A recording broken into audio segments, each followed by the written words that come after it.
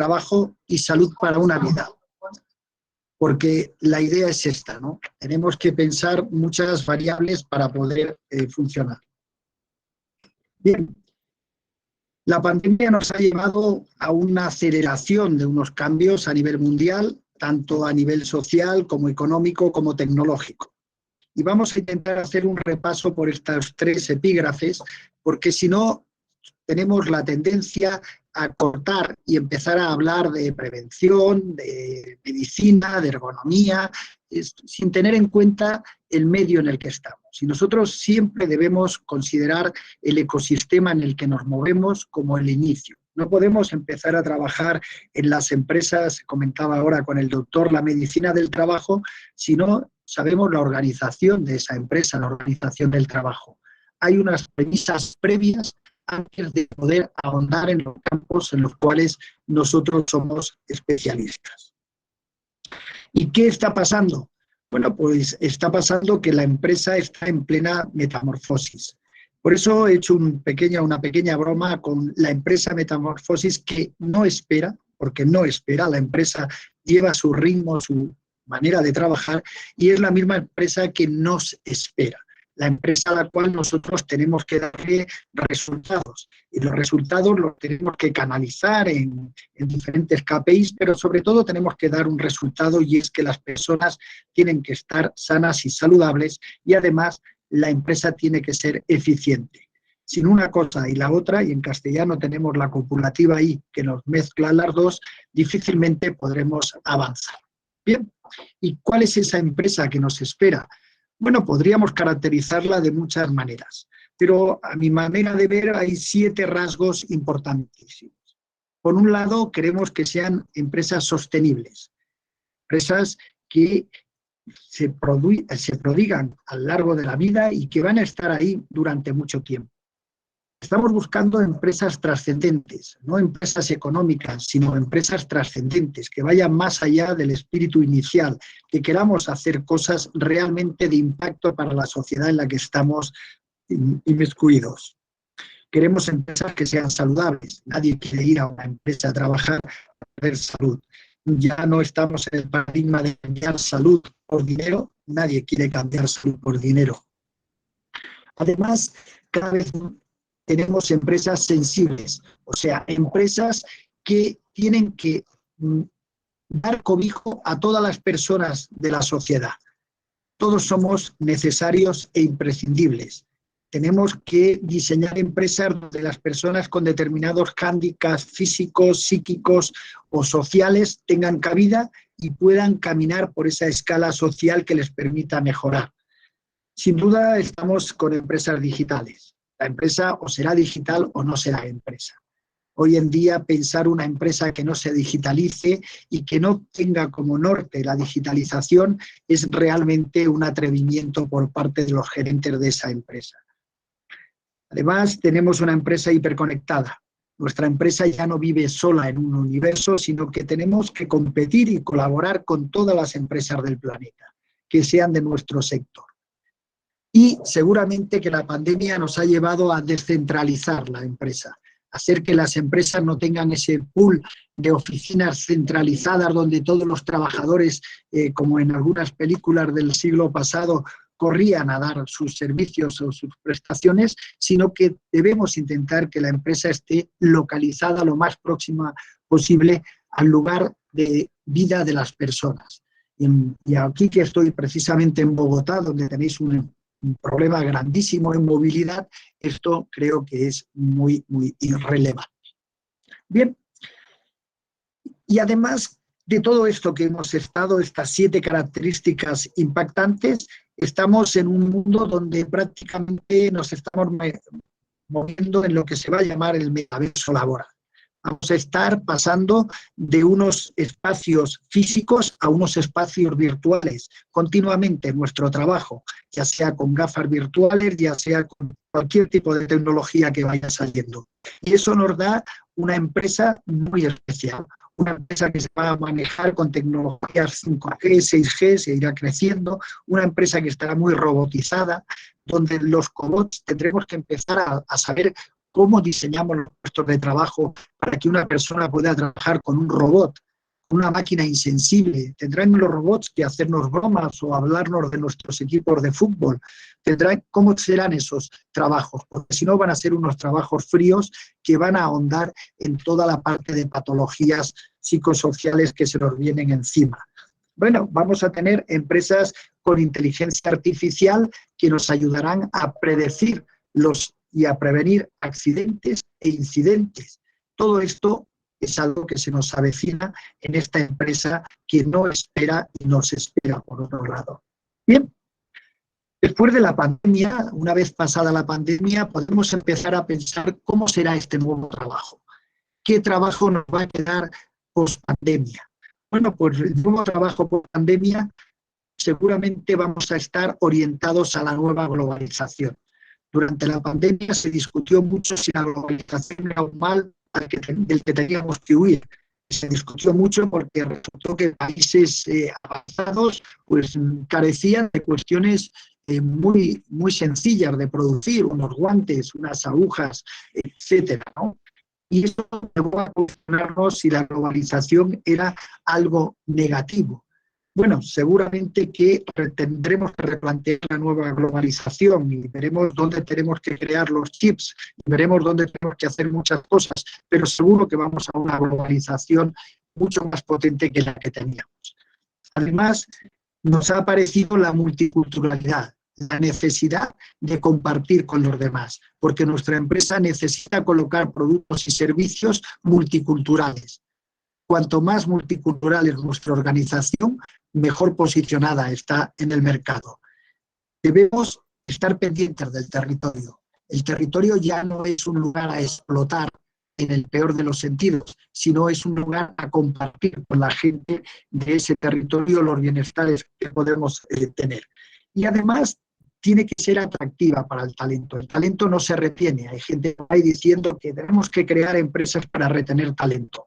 Las personas talentosas no se retienen, se atraen. Por mucho que usted ponga mejores salarios, ponga mesas de ping-pong y les dé un pase para ir a jugar al golf, la persona talentosa se queda por otras cuestiones, no se va a quedar por unas cuestiones tan sencillas.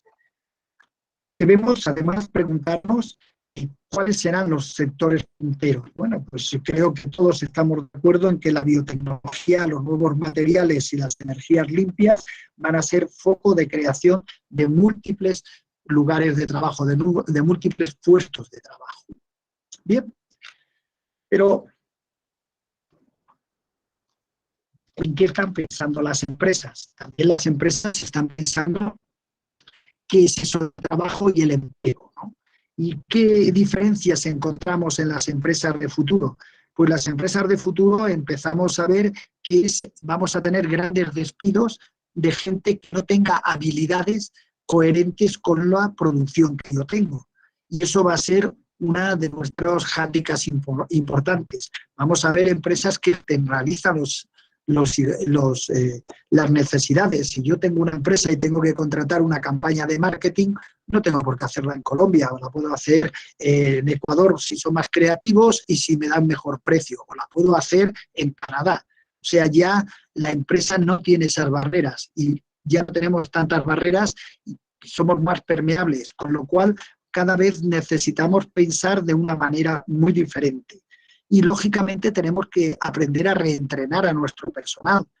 Nuestro personal tiene que convivir con las nuevas tecnologías y necesita, sí o sí, aprender muchas cosas que hasta hace muy poco no pensábamos. Pensábamos que la formación en la empresa se limitaba a aquellas líneas de formación que iban a mejorar la eficiencia y la productividad. No, eso se nos ha quedado corto. Bien, los trabajos se esperan. ¿No? ¿Y qué trabajos esperan? Bueno, esto no es mío, esto es del World Economic Forum, el Foro Económico Mundial, donde nos citan las 20 profesiones del futuro. Las 20 profesiones del futuro, bueno, si empezamos mirando analistas y científicos de datos, todos estamos de acuerdo, especialistas en Big Data o en inteligencia artificial, en transformación digital, bueno, todas estas profesiones que están viendo ahí son profesiones que todos nosotros somos conscientes que tienen tirón, que son las profesiones de futuro, las que demanda la sociedad, las que demandan las empresas. Si seguimos viendo esas 20, ya hemos visto las 10 primeras, bueno, gerente, proyecto, robótica, todo tiene que ver con la TEC. Ven ustedes que la tecnología va a estar presente en casi todas las actividades, no decir absolutamente en todas las actividades, incluso en el área que a nosotros nos corresponde de gestión de riesgos. Ahí también va a haber grandes cambios, grandes necesidades y tendremos que trabajar. Bien. El trabajo que viene, ¿de qué tipo será? Bueno, todos habéis oído hablar de la green economy, ¿no? Todo lo que tenga que ver con la economía verde, con la no contaminación va a ser importante, todo lo que tenga que ver con el conocimiento, con los datos, con los trabajos personales, las NGOs, todo lo que tenga que ver con la economía relacionada con la salud. Bueno, ese es el trabajo que viene, son los grandes filones de trabajo. Y si esos son los grandes filones de trabajo, debemos preparar a nuestras personas para esos grandes filones de trabajo. Es importante recabar eso. Algunos se estarán preguntando, bueno, pero no íbamos a hablar de prevención, ¿por qué has empezado tan atrás? Porque es que si no, no entendemos hacia dónde vamos. Si empezamos directamente en hacer el corte en la prevención, no nos estamos enterando del ecosistema que nos está dando cobijo. Y entonces podemos caer en errores conceptuales importantes. Por eso, con todas esas empresas y ese estilo de trabajo que nos esperan y esos nichos de trabajo que nos esperan, también tenemos que pensar en los trabajadores. Los trabajadores van a ser cada vez más exigentes y ese trabajador que no espera o que nos espera, pues va a ser un trabajador que va a tener unas características especiales. Si nos remontamos hace un par de siglos, veíamos que bueno, el caballo era nuestra fuerza motriz y con la máquina de vapor pudimos hacer un avance importante. La máquina de vapor sustituyó al caballo. El caballo parecía que iba a acabarse el mundo porque no habría pasto para comer los caballos. Los economistas del siglo XIX se preguntaban qué iba a pasar. No había superficie suficiente en la tierra para tener pastos para alimentar los caballos que necesitábamos para la energía que necesitábamos. Bueno, vino un descubrimiento que fue la máquina de vapor y nos cambió el sentido. Pero todavía seguimos siendo como un apéndice del caballo. Todavía las personas somos un elemento que trabajamos con el caballo, somos un elemento que se nos considera prácticamente fuerza animal. Y lo que tenemos es que pensar en inteligencia humana, no en fuerza animal. Si analizamos un poco el trabajo, vemos que muchos de los especialistas que tenemos están pensando todavía, por ejemplo, en una economía ligada a los estudios musculoesqueléticos y el OCRA, el RULA, el LOWAS, sistemas que siguen considerando a la persona como el caballo del siglo pasado, donde creemos que podemos aprovechar la fuerza física de las personas. Las personas somos una máquina muy deficitaria. Prácticamente la fuerza física nuestra se va, el 93-95% se va en calor. Toda la energía que hacemos no la aprovechamos. Eficientemente somos una máquina horrible. Con lo cual no es una buena idea pensar que la persona es una máquina trabajando. Estamos ya en el momento de los exoesqueletos, en el punto 2, ¿no? Viendo cómo será este trabajo animal ya reconvertido, dándole unas prótesis para intentar. Pero seguramente que vamos al punto 3, donde los robots harán nuestro trabajo animal y nosotros haremos el trabajo intelectual, para el cual las personas estamos mucho más capacitadas. Por todo ello, ¿qué esperan los trabajadores? ¿Qué esperan los trabajadores en estas nuevas relaciones laborales? Bueno, los trabajadores durante la pandemia hemos aprendido que queremos horarios diferentes. No digo qué tipo de horarios, pero horarios diferentes. Hemos visto a los trabajadores reclamando otro tipo de manera de comportarse con la empresa. Hemos visto también cómo los trabajadores desempleo y tenemos que ir a buscar índices de empleabilidad. La empresa tiene que dar cursos, tiene que formar a los trabajadores, no solo para ser más productivos en su sistema, sino para si por casualidad desaparece la empresa, que se puedan volver a emplear. Tenemos que pensar en los cursos y en la formación que damos como un elemento de empleabilidad, no como algo que tiene que desaparecer. Tenemos que actualizar y agilizar porque cada vez en esta pandemia hemos aprendido afortunadamente a cuidarnos más. Y los trabajadores quieren que las empresas les ayuden en el autocuidado. Luego, necesitamos estándares de vida que sean compatibles con la nueva normalidad. Queremos trabajar los trabajadores en estados sanos, queremos entrar a la empresa y salir de la empresa en mejor estado físico, mental y social de cuando hemos entrado. La empresa ya no es un lugar donde tiene que controlar y mantener los accidentes a cero, los incidentes a cero, ¿no? Tiene que ser un elemento de recuperación de salud.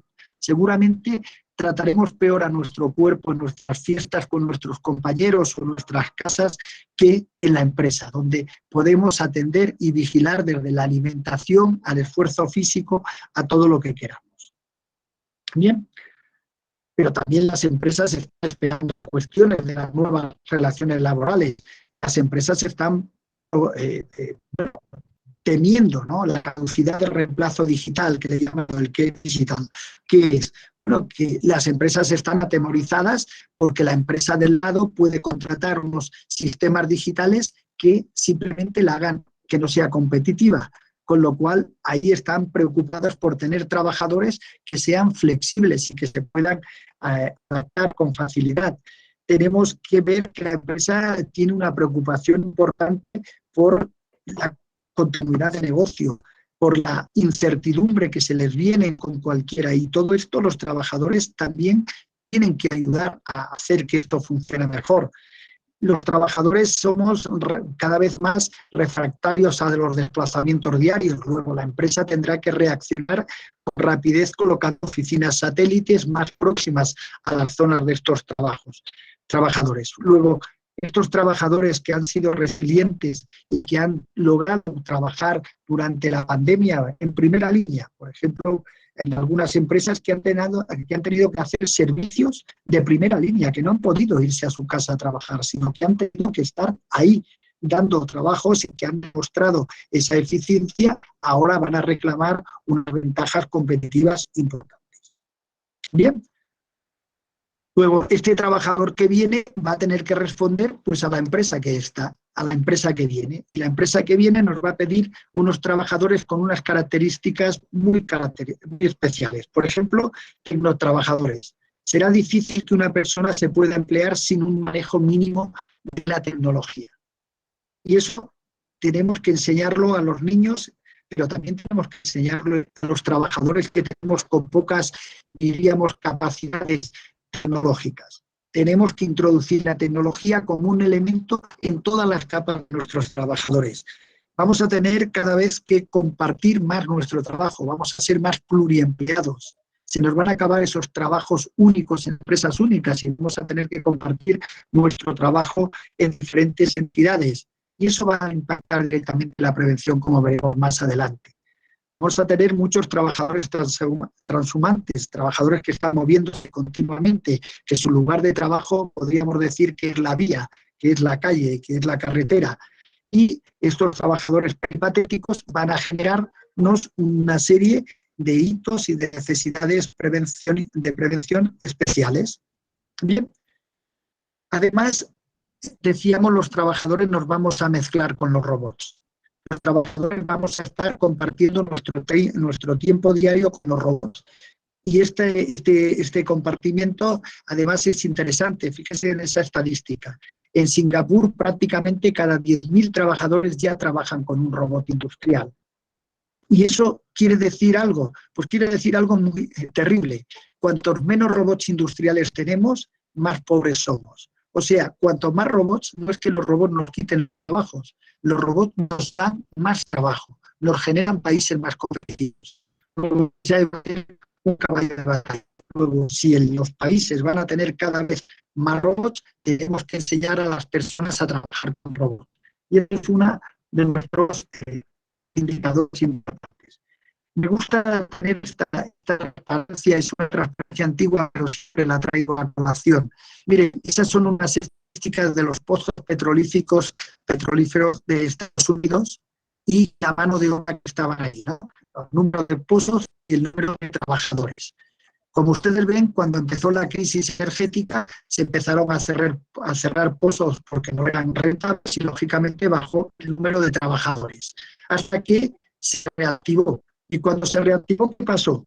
Que los pozos se volvieron a abrir más pozos, pero los trabajadores desaparecieron completamente.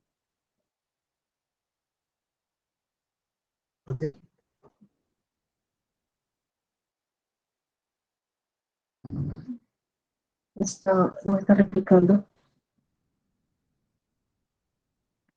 Internet, sí, claro. Ah, Ahí ya. ¿sí? Bueno, parece que ha habido un problema con Internet, ¿no?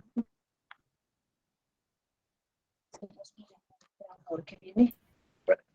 Ahí, Ahí ya. ¿vale? Les estaba mostrando esta gráfica porque es muy significativa. Como cae la producción de petróleo, cae el número de trabajadores, lógicamente, menos trabajadores, pero cuando hay una reactivación económica, ¿qué pasa? Que ya no hacen falta esos trabajadores. Han tenido que cambiar de sector. ¿Por qué?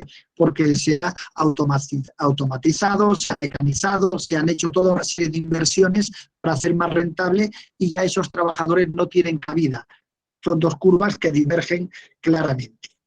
Bien, pues el trabajador que viene, ya sea Colombia, ya sea cualquier país, fíjense, por ejemplo, en Colombia, ¿qué problema tenemos en Colombia? Pues el problema que tenemos en Colombia es que la tasa de alfabetización está muy bien, van ustedes muy bien, vamos prácticamente estando por el 93, 95%, pero hay una tasa de alfabetización digital que es la que hoy impera. Y la tasa de alfabetización digital es un problema. Esa brecha digital hará que, si no se corrige, el problema es que los países volverán cada vez más pobres. Luego necesitamos, sí o sí, cubrir con mucha rapidez esa brecha digital. Es una de nuestras máximas, intentar corregirla rápidamente. Y este trabajador que decíamos que estaba con los robots, que estaba aislado, ¿qué va a pasar? Pues bueno, va a pasar, como veremos más adelante, que es un trabajador donde vamos a tener que generarles unos índices de soledad. Vamos a tener que lograr que ese trabajador aislado que trabaja fuera, que está con los robots, tenga la posibilidad de interaccionar con sus compañeros. Necesita contacto social, porque si no, van a tener unas patologías que van a repercutir después en la prevención, que es el tema central de esta charla, aunque hasta ahora parezca que estoy hablando más de trabajo y de organización del trabajo. Sabemos que el impacto económico de las patologías de enfermedades mentales va a ser nuestro caballo de batalla como prevencionistas.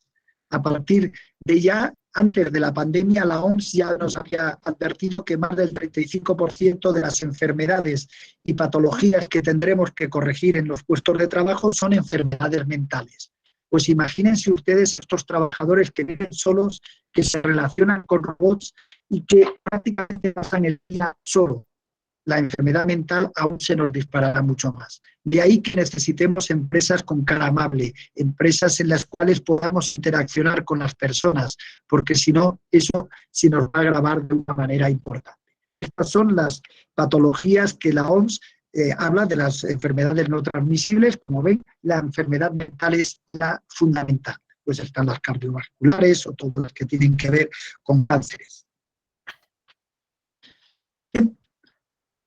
Admitido esto que les estoy diciendo, y al fin y al cabo no he hecho nada más que contarles algo que todos ustedes conocen, podemos analizar qué va a pasar en la agricultura. Pues por la agricultura, por ejemplo, va a estar cada vez más tecnificada.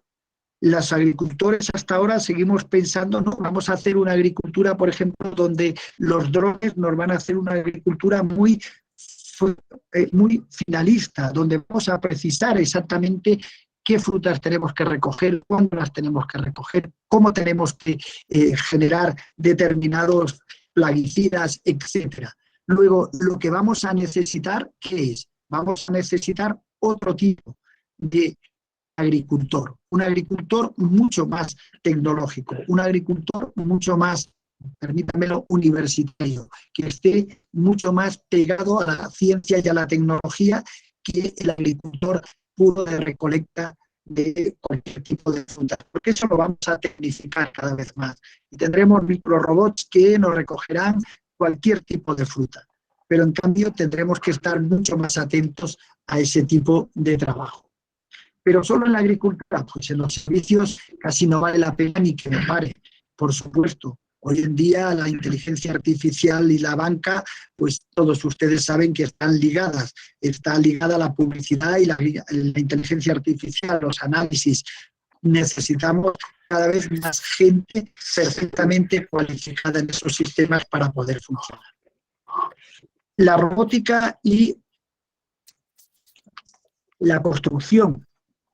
Vemos cómo actualmente la robótica va a impactar. Estamos viendo ya edificios que se construyen sin necesidad de que tengamos ningún tipo de personas trabajando. Podemos tener impresoras 3D, 4D, que son capaces de actuar directamente y construir edificios. Y bueno, ¿y ¿eso qué quiere decir? Pues que vamos a tener que cambiar esos directores de obra, esos project managers, esos mecánicos especialistas, se van a tener que consolidar en otros nuevos trabajos, en programación, en reparación de impresoras 3D, etc. ¿Qué pasa? ¿Pero allí no pasa?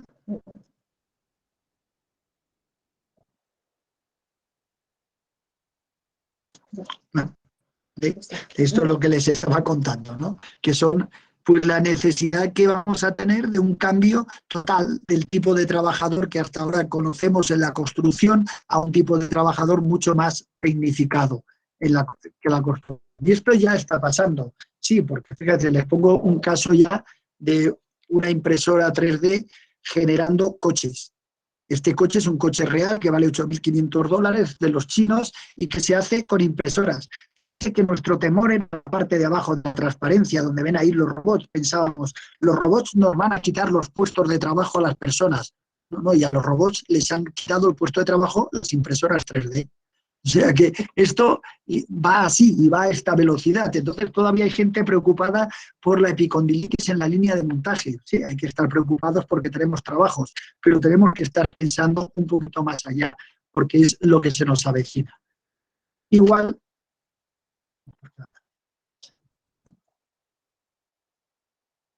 pasa con la industria y la aplicación del 5G, del 6G, de velocidad, de los nanos que vamos a tener en las va a generar un tipo de profesional, es un tipo de profesional diferente, completamente diferente al que estamos viendo actualmente. Y necesitamos, lógicamente, pues especialistas en risk management, necesitamos especialistas en robótica, en ingenieros de robótica, necesitamos especialistas en otros campos, totalmente diferentes a los que tenemos actualmente. Entonces,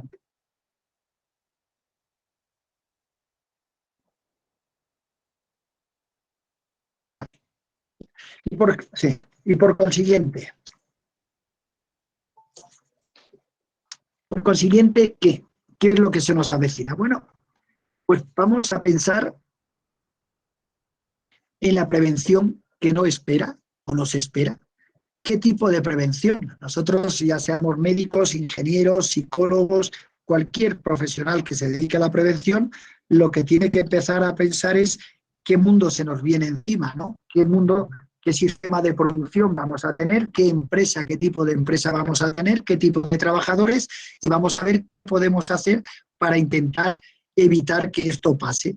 Lo primero que sabemos es que el mundo que ya tenemos. Hay cuestiones, hay un riesgo importante de muchas cosas que ya tenemos, que ya sabemos que prácticamente la mayoría de los doctores que se están formando en Estados Unidos y los CEOs son de otros países diferentes, con una mentalidad diferente, con una manera de interpretar.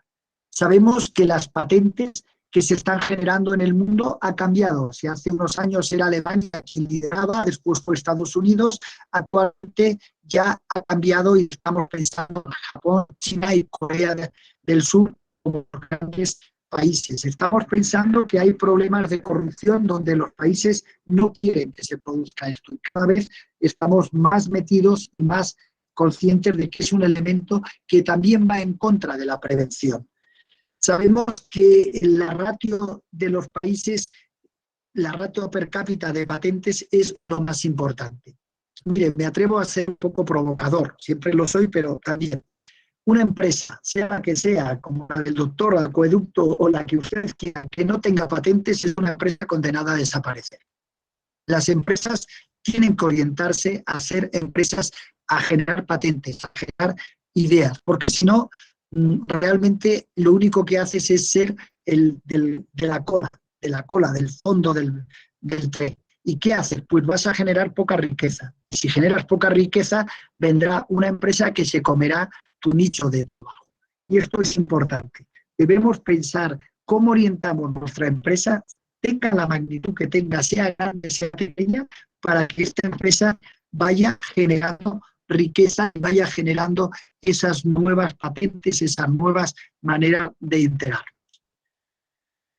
Y hay muchos problemas. Hay gente que dice, bueno, pero es que nos vamos a quedar sin trabajo, los robots van a acabar.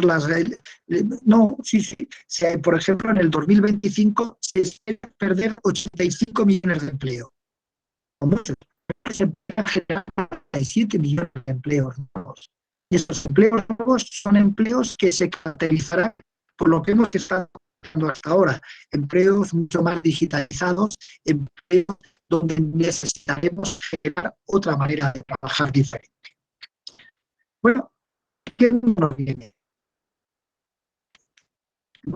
Tenemos pensado un mundo para el 2025 ahí al lado, en la esquina. Estamos hablando del 2025, no estoy hablando del 200. No, del 2025. Dentro de tendremos un mundo muy diferente, donde habrá unas predicciones que ya son reales, que ya las podemos contrastar en cualquier lugar donde queramos ir a buscar.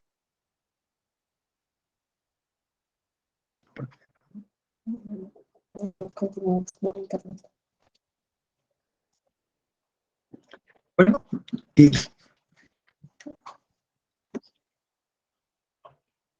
bien, la primera cuestión que tenemos es que a cada persona del planeta nos van a corresponder 10 IoTs. O sea, cada uno de nosotros ya en el 2025 vamos a tener por cada uno de nosotros esa cantidad de IoTs. Por cada 10 trabajadores habrá un robot. Fíjense que antes estábamos hablando de esos países. Si no, estamos complicados, lo tenemos muy complejo. Habrá países que no lo cumplirán, sí, pero serán países que se quedarán muy atrás. Perderán la marcha de la capacidad para generar riqueza para su gente. Por ponerles un caso, Amazon hoy cuenta con 100.000 cobots reforzados por inteligencia artificial. No es dentro del 2025, no, estoy hablando de hoy. Lo cual quiere decir que tenemos cuestiones importantes. Más del 50% de los automóviles estarán conectados.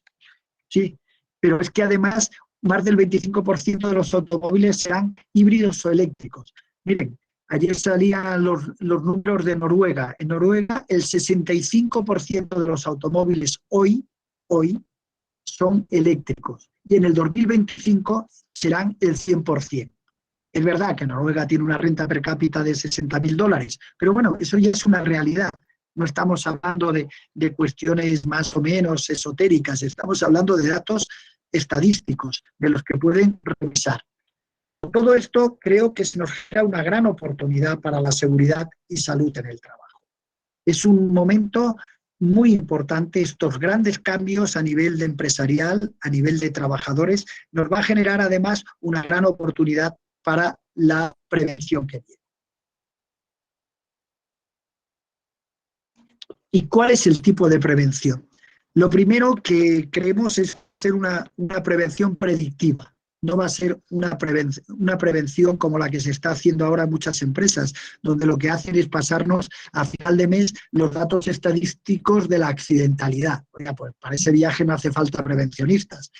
Para ese viaje, con que tenga personas contando los accidentes, ya me sobran. Ese no es objetivo de la prevención, contar los accidentes y darnos el índice de gravedad o el índice de frecuencia. No, ese no es nuestro trabajo. Ese es un trabajo baladí, un trabajo sin importancia ninguna. Y otra de las cuestiones importantes va a ser una prevención personalizada. Y ahí se nos abren muchos problemas. Al hacer una prevención personalizada quiere decir que tenemos que empezar a preguntarle a las personas muchos datos personales para poder hacer esa prevención. Yo tengo que tener datos genéticos y datos de todo tipo, y ahí se nos abre un problema ético importante. Por eso la prevención que se nos avecina es una prevención con un tinte muy marcado de la ética. En los servicios de seguridad y salud en el trabajo, los comités donde va a haber más discusión va a ser en los comités éticos. Porque un trabajador que venga y que tengamos o no tengamos pues su mapa genético, pues tenemos o no tenemos muchas oportunidades, primero de evitarles accidentes, pero incidentes, enfermedades profesionales, pero también se puede convertir en un elemento de sesgo que haga que la gente pues no los contratemos, que tiene una tendencia a tener determinadas patologías, cualquier cáncer, etc. Luego, como ven, ahí se nos abre a los prevencionistas un auténtico caballo de batalla. Por otro lado, tenemos unos trabajadores, comentábamos antes, que van a estar deambulando por múltiples escenarios y que van a realizar múltiples tareas. ¿Y eso qué quiere decir? Pues quiere decir que vamos a tener que trabajar entre escenarios reales y virtuales, y esos trabajadores van a tener que estar mentalmente cambiando y pueden confundir un escenario virtual con un escenario real. Y lo que en un escenario virtual simplemente no genera nada, en un escenario real te puede cortar una mano, porque esa muela que está ahí corriendo en un virtual, que tú puedes parar y manipular, puede salir de ahí con una confusión conceptual que te lleve a generar un tipo de accidentes. Vamos a tener muertos en el metaverso, se escribía el otro día, por supuesto que vamos a tener accidentes mortales en el metaverso, en la realidad virtual. Cuando un trabajador o trabajadora está con unas gafas y sufre un ataque al corazón, por lo menos en España, eso es un accidente mortal. Y será un accidente mortal de un trabajador que a lo mejor en ese momento estaba trabajando en un escenario puramente virtual. Bueno, tenemos que empezar a reflexionar sobre ese tipo de problemas, porque también ahí tenemos un problema grave. Pero además, esos múltiples escenarios, imagínense un trabajador que trabaja en la empresa A y en la empresa B. La empresa A es de productos químicos y la empresa B también de productos químicos. Vamos a necesitar intercambiarnos información de una a otra, porque puede ser que no lleguemos a un nivel techo de contaminantes de un producto determinado en la empresa y que esté bien, pero no sabemos lo que pasará con la acumulación de dosis en la otra empresa. Luego vamos a tener que colaborar de una manera muy importante en ese tipo de análisis. Y eso va a generar que nos pasemos datos de unos a otros. Y puede generar, como veremos más adelante, auténticos problemas de confiabilidad de datos. Lo veremos en un momento. Bien. Luego necesitamos además que los trabajadores tengan trazabilidad en tiempo real. Ya tenemos la sensórica que nos ayuda a colocarle camisetas a los trabajadores donde nos dicen pues, la frecuencia respiratoria, el ritmo cardíaco, la tasa de sudoración. Bueno, eso ya lo podemos conseguir, ya está, ya lo tenemos. Lo ven ustedes en los futbolistas cada vez que entrena con la selección de Colombia, pues seguro que vean los futbolistas cómo están perfectamente sensorizados. Nuestros trabajadores también tienen que estar igual de sensorizados. ¿Por qué? Necesitamos anticiparnos al accidente, necesitamos anticiparnos al incidente, y para eso voy a tener que echar mano continuamente de la sensórica y vamos a tener que generar datos en tiempo real para predecir lo que podría pasar si ese trabajador no deja, por ejemplo, de hacer la actividad. Estamos viendo en España que tenemos una ola de calor donde ya ha habido muertos por la ola de calor, un señor limpiando las calles de basurero que le ha dado, bueno, pues un shock térmico y que ha acabado con su vida. Si hubiéramos tenido un material adecuado, seguramente podríamos haber anticipado el ritmo cardíaco que tenía, la frecuencia cardíaca, la tasa de sudoración y nos hubiéramos evitado esta lastimosa pérdida de vida humana. Bueno, necesitamos ir a mucha más velocidad, no podemos seguir parándonos viendo lo que viene. Esos niveles que les decía antes de matrices de exposición va a ser nuestro trabajo como prevencionistas. Vamos a tener que utilizar nuevos KPIs. Ya no nos sirven los KPIs de antes, el índice de frecuencia, el índice de gravedad. Seguimos anclados, fíjense, cuando hacemos una evaluación de riesgos, a mí me sonroja un poco. Estamos anclados en el siglo pasado o hace 2 siglos, frecuencias, probabilidades. Realmente es que es ridículo ver que todavía nos manejamos con alto, medio y bajo, ¿no? Creo que estamos todavía en esta evaluación de riesgos probabilística que ya deberíamos abandonar. Tenemos que irnos a estimaciones de incertidumbre en prevención de riesgos laborales. Tenemos que hacer cuestiones no probabilísticas. Tenemos que ver los efectos no esperados. Tenemos que averiguar cuáles son. Tenemos que atacar las incertidumbres.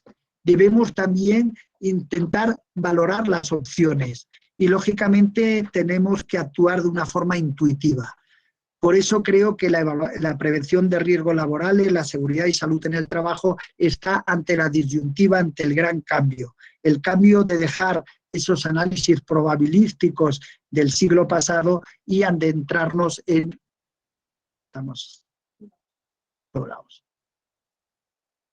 Y adentrarnos en unas métricas muy diferentes. Unas métricas, como les decía antes, que tienen que ver con estimaciones de incertidumbre no probabilística.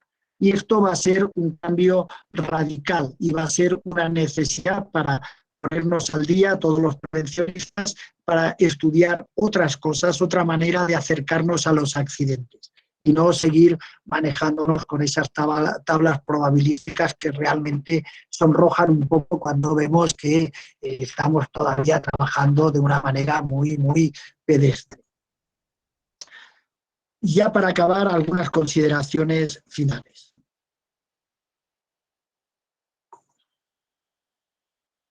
Bien.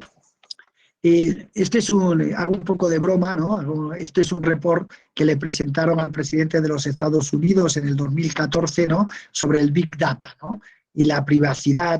Bueno, yo creo que se dejaron una cuestión importante en todo lo que tenía que ver con el Big Data, que era la ética, la perspectiva ética de lo que estamos haciendo actualmente, ¿no? 4 consideraciones iniciales. La primera, la que han visto, ¿no? La visión global. No podemos empezar a hablar de seguridad y salud en el trabajo partiendo de que no conozcamos la empresa, que no sepamos cómo está la organización del trabajo, porque muchas veces la organización del trabajo nos da los pies para cambiar todo nuestro discurso y nuestra manera de trabajar. Pero es que además nuestra empresa vive dentro de una economía, vive dentro de unas relaciones laborales, vive dentro de un ecosistema y ahí los prevencionistas tenemos que estar al día. Para los prevencionistas es importante saber cómo ha cotizado el cobre en Chile ayer. Pues sí, es importante. Para un prevencionista es importante saber de bolsa. Sí, es importante. Para un prevencionista es importante saber de tecnología. Sí. No podemos pensar que un prevencionista solo tiene que saber seguridad y salud en el trabajo, porque eso es quedarnos anclados en una visión muy antigua. Por otro lado, tenemos que lograr hacer preguntas inteligentes. Nuestro trabajo es poner sobre el tapete, sobre la mesa de nuestros directivos, las preguntas inteligentes, las que hacen que se cuestionen cómo estamos produciendo, por qué estamos produciendo así y cómo esa producción tengo que corregirla porque me está generando incidentes o accidentes y cómo podría ser una producción mejor con una tasa de accidentes menores. Pero hay algunos riesgos también muy importantes. El primero es que, sin duda, vamos a compartir muchos datos. Vamos a compartir datos entre empresas. Ya les decía antes en el caso que le ponía, empresa A y B, donde un trabajador trabaja 4 horas en A y 4 en B, y necesitamos conocer qué tipo de contaminantes, con qué ha actuado en la empresa A para que cuando venga la empresa B podamos responder a ello. Pero cuando nosotros pasamos millones de datos, miles de millones de datos a la otra empresa. Y lógicamente ahí también tenemos un riesgo de, podríamos llamarlo espionaje industrial, si ustedes quieren. Si yo trabajo en la empresa A y la empresa A tiene menos problemas de cualquiera, de túnel carpiano, que la empresa B, y el trabajador en la empresa A hace el mismo trabajo que la empresa B, tendré que empezar a pensar que a lo mejor está mejor diseñada la empresa A y que utilizan mejores herramientas. Y lógicamente, si me llegan esos datos, yo puedo ser poco respetuoso con la competencia y puedo copiarle los modelos de actuación. Y esos modelos de actuación, ustedes dirán, hombre, eso está muy bien porque reduce los accidentes y los incidentes. Totalmente de acuerdo, pero también está restando competitividad a la empresa B. Y seguramente que la empresa B, si descubre que en esos datos de prevención van datos de producción, a lo mejor nos dejará todos los datos. Por eso podríamos llegar a tener un error y podríamos caer en una edad de hielo en la cual las empresas siguen a compartir datos porque no saben lo que están compartiendo y temen que estén compartiendo ideas, productos de mejora o competencia libre. Y eso es un problema importante. Por eso creo que este quinto punto es muy importante. Para los prevencionistas debemos reclamar ya a Focus Group que hablen de ética.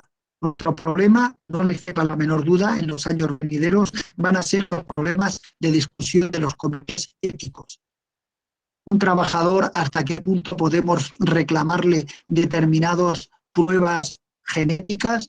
¿Hasta qué punto podemos compartir datos con otros? ¿Hasta qué punto puedo exigirle a un trabajador, a una trabajadora o a una empresa determinados requerimientos? Todo esto van a ser nuestros grandes desafíos de la gente que nos dedicamos a la seguridad y salud en el trabajo. Y van a partir siempre de este código ético, de esta necesidad de llevar la ética por delante del trabajo que se nos avecina. Porque como dejemos que sean los robots los que nos acaben colocando los algoritmos, realmente podemos caer en la tentación de que la eficiencia de las empresas va a ser muy alta, pero la penosidad del trabajo para las personas, y no la penosidad en el sentido que están entendiendo, que se entiende ahora, sino la penosidad, por ejemplo, psicosocial, va a ser tan elevada que no vamos a ser capaces de subsistir en este sitio. Por todo, se nos tiempo se nos avecinan grandes problemas de ética salariales, sindicales y demás. Muchas gracias por todo.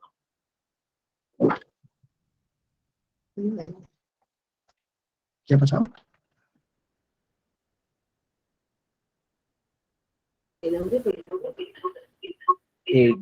Profesor Condelo, muchas gracias. Ya, perfecto. Si tenemos unos problemas de la velocidad del audio, pero era lo que estaba pasando, pero creo que sí se le escuchó completamente y lo entendimos muy bien. Tenemos acá algunas manos levantadas. El doctor Juan Vicente Conde levanta la mano. Adelante, doctor Juan Vicente. Sí, gracias. Quiero saludar al conferencista porque me parece que ha hecho el doctor Pedro Mondelo una presentación muy interesante. Creo que vale la pena que la misma sociedad nuestra trabaje un poco el tema, profundice. Me parece que hay un tema que no se ha tocado, pero que se vuelve crítico en un país como el nuestro, y es también la gran edad, los muchos años que tienen nuestras normas. Entonces nuestras normas están pegadas todavía efectivamente en cosas del siglo pasado, incluso de 60 años atrás hay normas vigentes que están pues absolutamente en contra de la velocidad con la cual vivimos hoy estos desarrollos.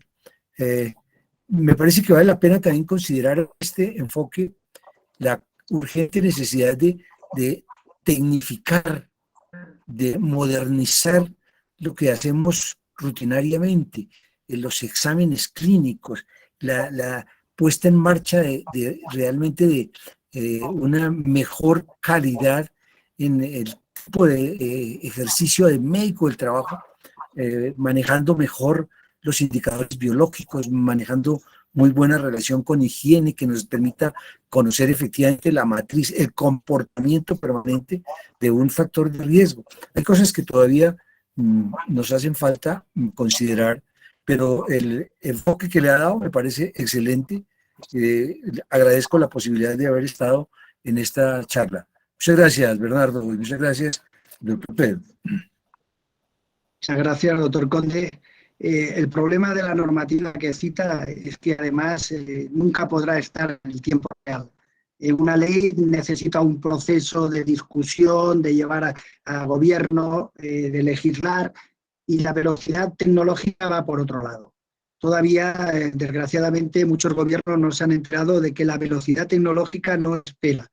No podemos estar legislando porque siempre irán con la lengua detrás. Hay que hacer macro diseños de legislación que contemplen valores absolutos. Porque como se quiera ir legislando, bueno, ya no vamos a legislar el uso del 5G, pues cuando está usted todavía discutiendo en la Corte ya está el 6G, ya no sirve el 5G. Lo vamos a legislar. Necesitamos una visión diferente, necesitamos unos terrenos muy abonados, muy amplios, porque si se sigue persiguiendo, al final tendremos tantas leyes. Colombia, tienen ustedes muchísimas leyes, muchísimas matrices legales, ¿verdad?, que al final es casi bueno, es totalmente imposible. Y además, doctor Conde, piense usted en la pequeña empresa que encima le exigimos que esté al día en la legislación. Bastante trabajo tienen para poder producir y generar la mínima riqueza para subsistir, como para que encima tengan que estar pendientes de la Corte Suprema de lo que ha fallado el juez A, B o C. Tenemos que pensar todo algo diferente. Mientras pensemos que con las leyes se puede acotar los países o se pueden acotar, vamos mal. En el campo nuestro de la prevención me estoy refiriendo. Hay que hacer un esfuerzo intelectual porque las leyes simplemente sean las trazas, la trazabilidad, por donde tenemos que discurrir, ¿no? Porque como queramos ir a legislar, y eso es muy típico de los políticos de todos los países, por lo menos del mío, no voy a hablar de Colombia, ¿no?, que quieren legislarlo absolutamente todo, pues al final se van a encontrar en eso, que es imposible. Es imposible. La ley siempre irá muy detrás de la velocidad tecnológica y estamos en un mundo hipertecnológico donde no esperamos absolutamente nada, ¿no? Nadie espera. Un planteamiento frente a eso. Un planteamiento frente a eso. Estamos discutiendo en estos días un plan nacional de seguridad y salud del trabajo a 10 años sin que considere la trascendencia y la importancia de la velocidad de la tecnología. Y entonces el plan todavía para 10 años, para el año 31, con cositas que efectivamente pasado mañana ya no son útiles para nada, pero es parte de la visión política que hay todavía rigiendo por acá, claro. Estoy totalmente de acuerdo con usted, doctor Conde. Es una barbaridad. Pero bueno, a los políticos les gusta jugar a eso, es su profesión, ¿no? Les encanta jugar a intentar ponerle puertas al campo, ¿no? Pero no se puede. Desgraciadamente no se puede. Desgraciadamente o afortunadamente. La velocidad tenemos que adaptarnos, porque si empezamos a regular el teletrabajo, ya se ponen ahí a regular el teletrabajo. Cuando acaban, todavía no han definido ni lo que es teletrabajo, lo que es home office, ¿no? Pero ellos ya están regulando porque ya les gusta discutir, salir en el periódico y que les hagan entrevistas. Tienen idea, no saben de lo que están hablando, pero es que no lo sabemos los profesionales del campo. ¿Cómo lo van a saber ellos? Y eso es un problema que tienen todos los países. Y aquí, bueno, el que no corre vuela, ¿no? Todo el mundo quiere ponerle, nada, vamos a legislar el teletrabajo.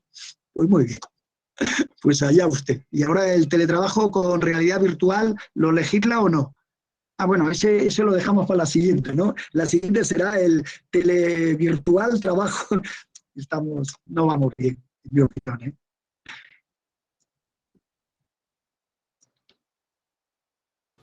se está incluyendo con mayor, todavía digamos muy lentamente, pero se está incluyendo los IoTs en muchos de los escenarios laborales y el monitoreo ambiental a distancia con el objeto de tener información más ágil. En eso estamos trabajando a algunos grupos, correcto. Sí, pero fíjate, perdona que te haya tuteado, pero fíjate el problema que tenemos, estamos con los códigos éticos. Tú estás, fíjate, ponle la línea ética ahí, ¿no? Monitorizar, todos estamos a favor, ¿eh? Yo el primero, yo he hecho muchas cosas bien, pero estamos invadiendo la privacidad. Cuando yo cojo una cámara para lograr que los trabajadores del metro de Bogotá todos lleven casco, porque si no llevan el casco puesto lo puedo detectar y demás, estoy invadiendo temas que todavía no hemos aclarado, ¿no? Eso me sirve para ver el casco, sí, pero también me sirve para ver que hay trabajadores que no están trabajando, que hay trabajadores que están haciendo conductas inapropiadas, y si lo he puesto para el casco, solo puedo tomar en consideración el casco si veo que un trabajador está infringiendo otra. ¿Ve usted el problema de la ética? Si usted me ha dado un monitorizar para esto, ¿puedo yo, si encuentro ahí una conducta aberrante, tocarla o no? ¿O solo tengo que mantenerme en lo que usted me ha permitido? Nos queda mucho. Es muy complejo, muy complejo. Por eso Correcto. Doctor, gracias. Doctor Mondelo, entonces, este punto que tocaron pues, es muy relevante, realmente tocaron un pacto. El doctor Luis Fernando Rincón ha levantado la mano. Doctor Luis Fernando.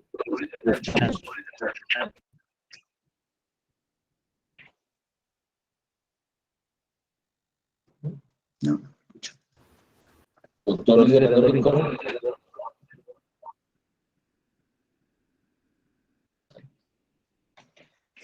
Bueno, no sé si alguno otro de los asistentes quiera hacer algún comentario, aporte, pregunta al doctor Mondelo.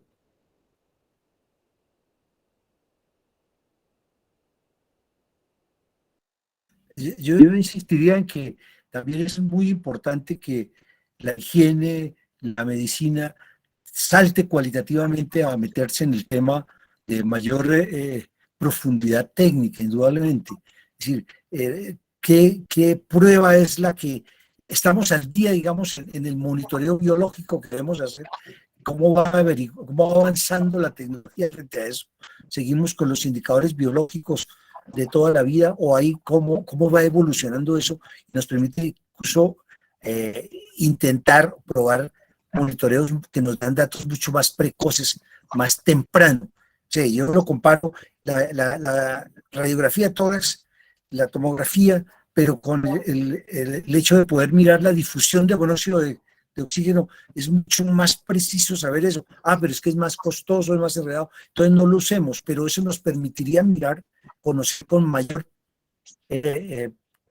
más temprano cualquier alternativa, pero nos cuesta todavía trabajo por costos o por otras razones meternos en una nueva tecnología como médicos del trabajo, como higienistas en sus campos. Yo creo que ahí es un llamado que vale la pena considerar. Bueno, sí, mira, por ejemplo, los nanomateriales. Si tú preguntas a cualquier empresa constructora de aquí si utilizan nanomateriales, te dirán que no. Cuando los están utilizando todos. Sí, todos. Y el impacto en la salud, pero si todavía no hay ni guías de nano. Sí que las hay, en el NIOSH, pero la gente no las usa. Y eso impacta directamente, pues impacta bueno, como un cáncer de los típicos, ¿no? Y hay que saber qué tipo de nanomaterial, cuál es el comportamiento de ese nanomaterial, cuándo está expuesto ese trabajador a nanomateriales, y todo eso está en el limbo, está todavía en el limbo, por utilizar esa área concreta, ¿no? Pues necesitamos ir a una velocidad que no estamos capacitados, que no nos capacitamos para ello, ¿no? Y eso nos vendrá pues después, como nos ha venido los problemas con el amianto, a todo pasado, ¿no? Después es cuando nos llevamos las manos a la cabeza y vemos los problemas que nos generan, ¿no? Pero ya tendríamos que estar trabajando de una manera impactante y deberíamos de estar muy encima. Si nos estamos esperando a que nos avisen de que en la guía de nanomateriales y el impacto en la salud, pues vamos mal. Bueno, y realmente la reflexión también debe incluir que debemos ser, además de prevencionistas, debemos pensar en la predictividad y no solamente decir estamos ante una época de TICs, de mucha tecnología, pero lo que usted acaba de decir es muy importante, cómo adelantarnos realmente de una manera predictiva en toda la gestión integral de los riesgos y el compromiso que tenemos como profesionales que estamos dedicados a la prevención.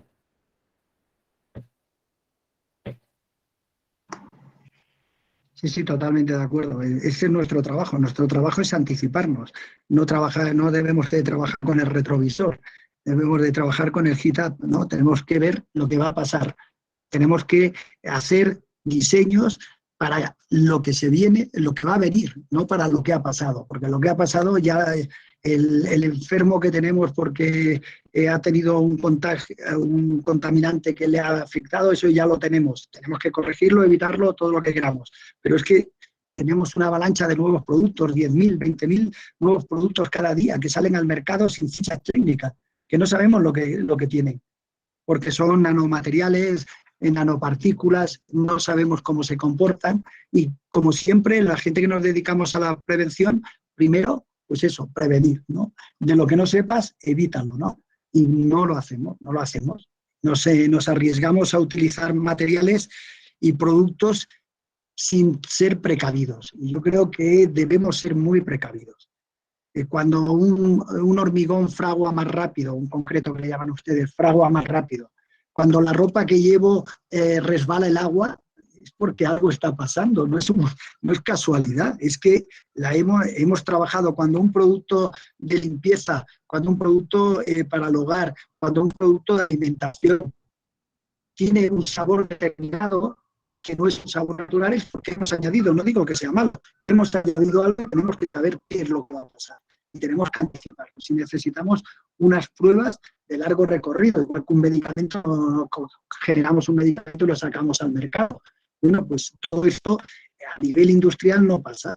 Cuando tenemos unas prestaciones mecánicas de un producto determinado, pues son muy buenas, un acero que resiste más, un cristal que no se deja ensuciar, etcétera, ¿no? Y hombre, mira, pues ya tengo la manera de que no tener que limpiar los cristales en Bogotá, ¿no?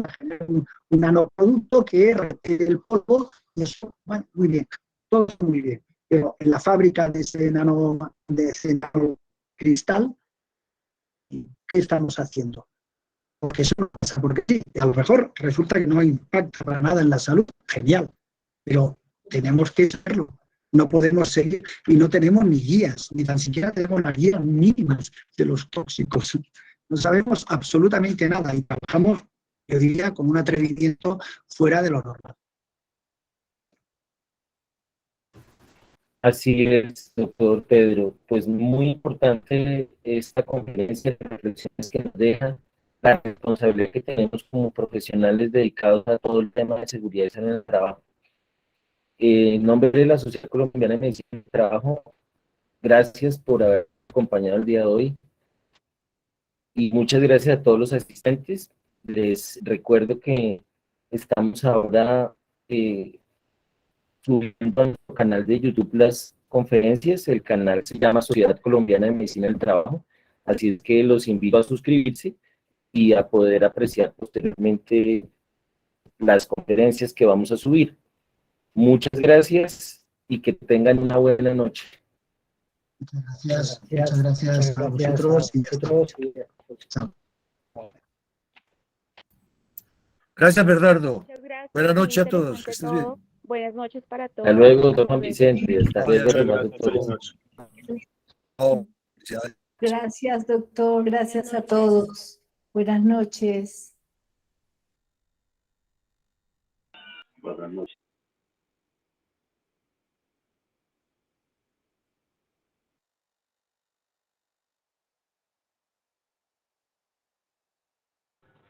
Buenas noches.